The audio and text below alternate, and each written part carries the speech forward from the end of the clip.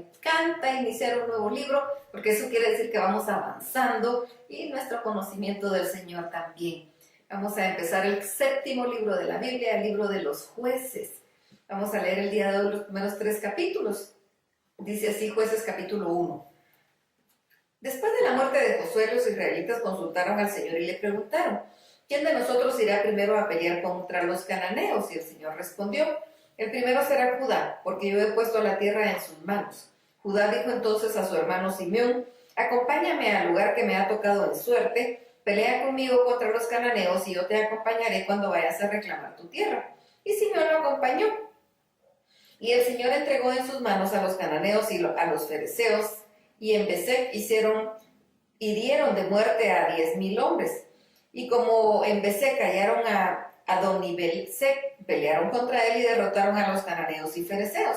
Pero Adonibesec huyó, así que lo persiguieron, y cuando lo aprendieron, le cortaron los pulgares de las manos y los dedos gordos de los pies. Entonces Adonibesec dijo: a 70 reyes les corté los pulgares de las manos y de los dedos gordos de los pies, y así recogían las migajas de debajo de mi mesa. Lo mismo que les hice a ellos, ahora Dios lo hace conmigo. Y lo llevaron a Jerusalén, donde murió. Los hijos de Judá atacaron la ciudad de Jerusalén y la tomaron y mataron a sus habitantes a filo de espada, y luego le prendieron fuego a la ciudad. Después de eso fueron a pelear contra los cananeos que habitaban en las montañas, en el Negev y en los llanos. Y también marcharon contra los cananeos que vivían en Hebrón y que antes se llamaba Kiriat Arba. Ahí hirieron a Sesai, a Jimán y a Talmai. De Hebrón marcharon contra los habitantes de Debir, ciudad que antes se llamaba Kiriat Sefer. Allí Caleb dijo: mi hija Axa será la mujer de quien ataque Kiriat Sefer y la conquiste. Y Otoniel, hijo de Cenaz, hermano de Caleb, la conquistó y recibió por mujer a Axa. Y Asa iba ella con Otoniel cuando él la persuadió de pedirle a su padre tierras de cultivo. Entonces Axa se apeó del asno, y Caleb le preguntó: ¿qué es lo que quieres? Y ella le respondió: hazme un regalo, ya que me diste las tierras del Negev, dame también manantiales. Y Caleb le dio manantiales de arriba y los de abajo. Los kenitas, que eran los descendientes del suegro de Moisés, salieron de la ciudad de las palmeras y se fueron a vivir con los hijos de Judá en el desierto que está en el Negev, cerca de Arad.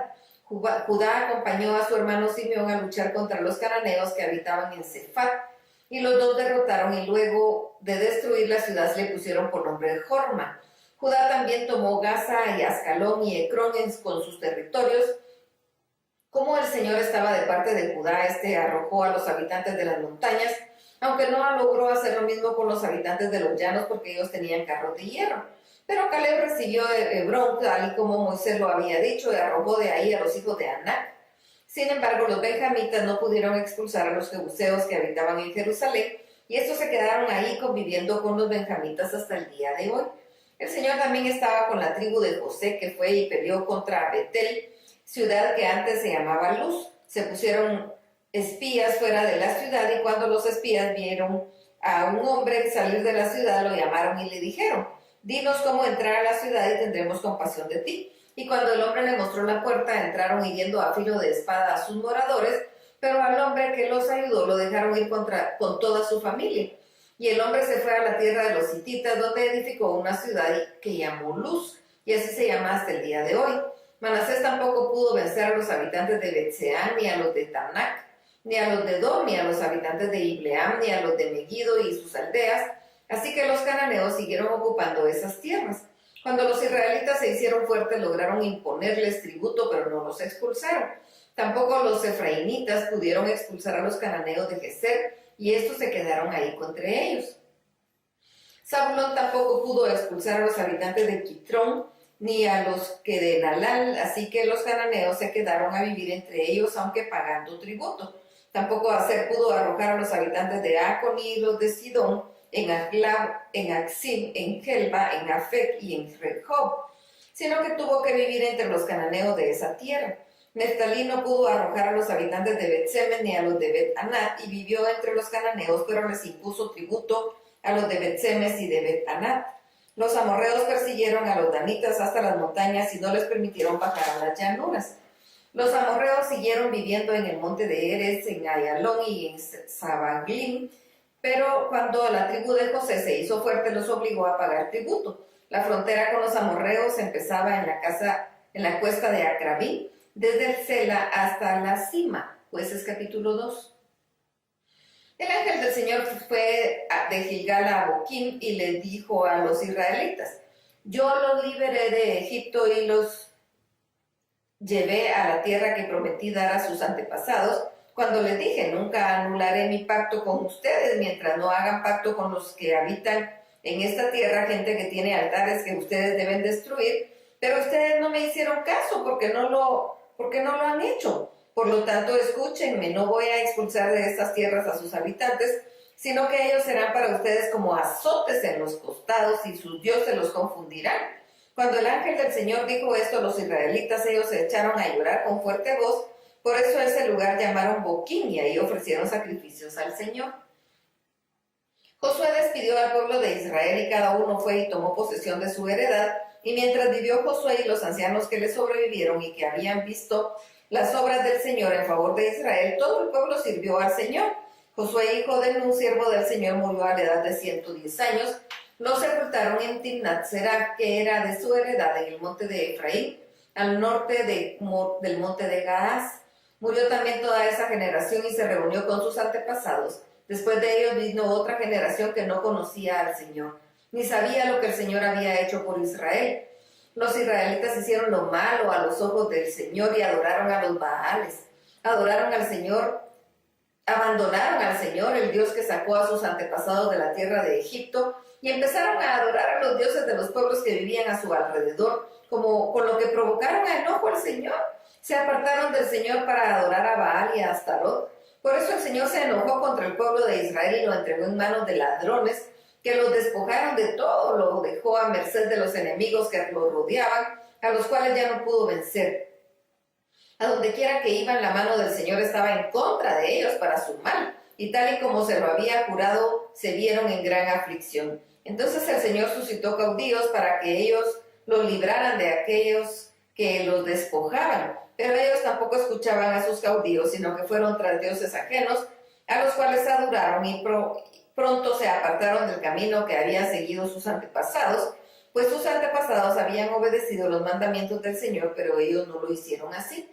Cuando el Señor suscitaba algún caudillo, también lo apoyaba, y mientras ese caudillo vivía, lo libraba del poder de sus enemigos, pues el Señor se conmovía al escuchar los gemidos de su pueblo oprimido y afligido. Pero al morir aquel caudillo, el pueblo volvía a corromperse aún más que sus antepasados, y seguía a los dioses ajenos para servirles y adorarlos, y no se arrepentían de sus obras ni de su obstinada conducta. Por eso la ira del Señor se encendió contra Israel y dijo: como este pueblo ha roto el pacto que establecí con sus antepasados y no me obedece, tampoco yo volveré a expulsar de delante de ellos a ninguna de las naciones que Josué dejó al morir. Esta era una prueba para Israel, para ver si se esforzaban en volver al camino del Señor como sus antepasados. Por esa razón el Señor no expulsó a aquellas naciones ni se